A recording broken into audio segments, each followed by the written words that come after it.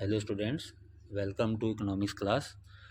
Today we are going to start agricultural diversification from rural development. Let's begin. What do you mean by agricultural diversification? It means it refers to shift from crop farming से shift होकर दूसरे जो area of production हैं employment के लिए उसमें shift हो जाना। इट मीन्स जो ओवर बर्डन है आपका एग्रीकल्चर के ऊपर वो शिफ्ट होकर दूसरे प्रोडक्शन एक्टिविटीज़ में चेंज करना, जिससे क्या होगा आपका it reduces the level of it raises the level of income, जिससे इनकम आपकी बढ़ जाएगी and reduces the over burden on agriculture. और जो खेती पर या कृषि के ऊपर ओवर बर्डन है वो कम हो जाएगा। नाउ रीज़न ऑफ डाइवर्सिफिकेशन के क्या कारण है, क्यों शिफ्ट करना पड़ता है हमें? तो it means to reduce the risk of agriculture. First one is risk of agriculture, यानी कि जो एग्रीकल्चर के ऊपर रिस्क है, खतरा है, दबाव है, वह कम हो जाएगा। और second point is to give wider choice मिल जाएगी लोगों को, यानी कि खेती के ऊपर निर्भर नहीं रहना पड़ेगा और दूसरे प्रोडक्शन एक्टिविटीज़ से उनका इनकम जनरेट हो जाएगी। Third one is to reduce the burden of population on agriculture, यानी कि जो खेती के ऊपर यानी कृषि के ऊपर ओवर बर्डन है, काम का बोझ ज़्यादा है, यानी कि लोग वहाँ पे ज़्यादा लगे हुए हैं, प्रोडक्शन कम हो रहा है और हमारा जीडीपी कम आ रही है, जिससे कि क्या हो जाएगा, एग्रीकल्चर के ऊपर दबाव कम हो जाएगा। Clear? Now types of diversification. There are two types of diversification. First one is diversification of crop production का डाइवर्सिफाई करना। It means it involve shift from single cropping pattern. पहले एक ही क्रॉपिंग पैटर्न सिस्टम फॉलो किया जाता था, एक ही खेत पे आपका एक फसल उगाई जाती थी। इससे शिफ्ट होकर मल्टी क्रॉपिंग सिस्टम में चेंज करना, system to multi cropping system, यानी it involve shift from single cropping system to multi cropping system. Clear? Second type is diversification of productive activities, यानी कि लोगों को कहाँ डाइवर्सिफाई करना और जो दूसरी प्रोडक्टिव एक्टिविटीज़ हैं उसमें शिफ्ट कर देना। It involve shift of workforce from agriculture sector से लोगों को शिफ्ट करना, कहाँ? To other related non farm sectors, जो नॉन फार्म सेक्टर्स है उसमें शिफ्ट करना, जैसे एनिमल हस्बेंड्रीज हो गए, पोल्ट्री हो गई, फिशिंग हो गई, हॉर्टिकल्चर्स हो गए। These all are the productive areas of production. Clear? Now the benefits of diversification. What are the benefits? इसके क्या लाभ हैं? First one is to reduce risk from agriculture sector से दबाव कम हो जाएगा। Second one is additional employment opportunities, लोगों को रोज़गार के नए अवसर मिलेंगे। Third one is higher level of income, लोगों की इनकम भी इसमें काफ़ी बढ़ जाएगी। Fourth one is helps in overcoming poverty, जिससे लोग गरीबी से बाहर आ पाएंगे। These are the benefits of diversification. Now types of non farm employment in rural areas, जो ग्रामीण क्षेत्र हैं उसमें किस टाइप की नॉन फार्म रोजगार मुहैया किया जाता है? तो फर्स्ट वन है आपका एनिमल हस्बेंड्री, यानी कि जानवरों का पालन। It means breeding, rearing and caring of animals, यानी कि जानवरों को पालना है इसमें और उनकी देखभाल, ये सारी आपकी किस्में आ जाती हैं एनिमल हस्बेंड्री में। इसको हम लाइव स्टॉक फार्मिंग भी कहते हैं। This is also known as livestock farming.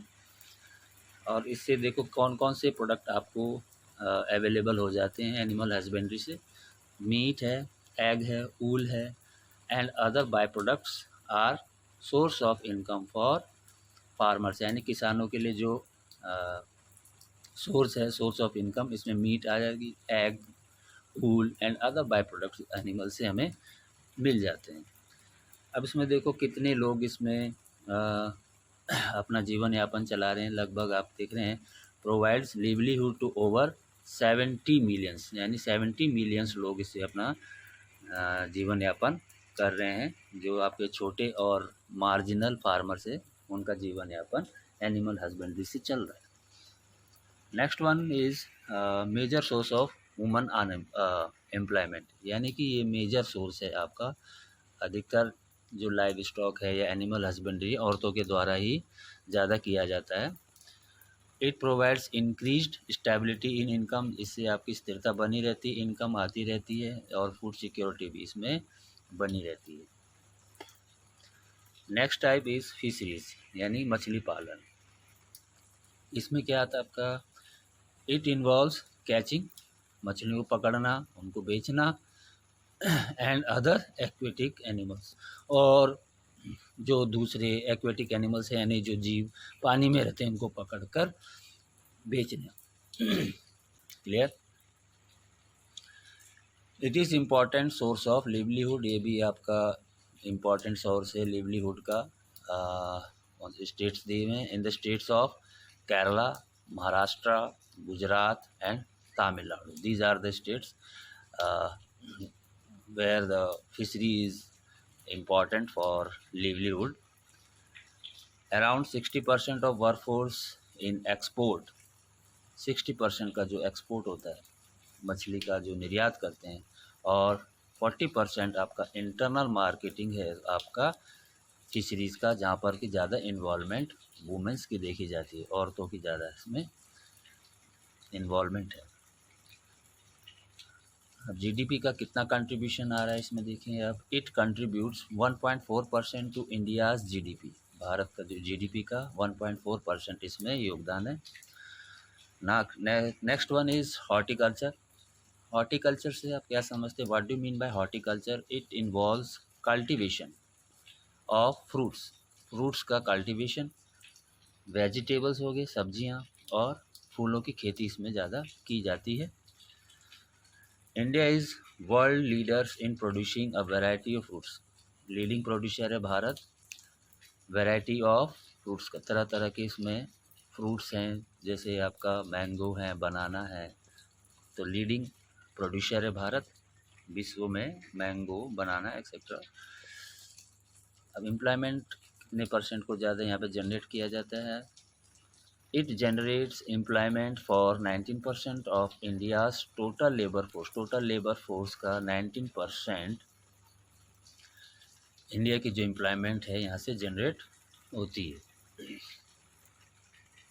Next heading is golden revolution. Golden revolution, what do mean by golden revolution? It refers to increase in production, यानी कि किसका उत्पादन बढ़ाना है, हॉर्टिकल्चर का, हॉर्टिकल्चर का उत्पादन बढ़ाना है, जैसे वेजिटेबल्स हैं, फ्रूट्स हैं, इसके अलावा आपका हनी है, हनी कलेक्शन होती है, इसका उत्पादन बढ़ाना। High crop productivity lead to golden revolution in horticulture farming, ज़्यादा से ज़्यादा जो उत्पादन होगा क्रॉप्स का उससे गोल्डन रिवॉल्यूशन आता है हॉर्टिकल्चर में, फार्मिंग में। ये आपका ड्यूरिंग 1991 से 2012 तक ये गोल्डन रिवॉल्यूशन आपका चला था। It is sustainable livelihood for many families, ये आपका लिवलीहुड का काम करती है, जीवन यापन का ज़्यादातर अधिकतर जो आपके परिवार हैं भारत में उसका। And India stands important, this one is very important, India stands on first position in producing mangoes, mango के उत्पादन में पहला पोजीशन, बनानाज हो गए, कोकोनट्स हैं, कैशनट्स हैं, and second position in world ranking in producing, और भारत का विश्व में दूसरा स्थान है फलों और सब्जियों के उत्पादन में। Okay, clear? Watch this video, like and subscribe. Thank you for today.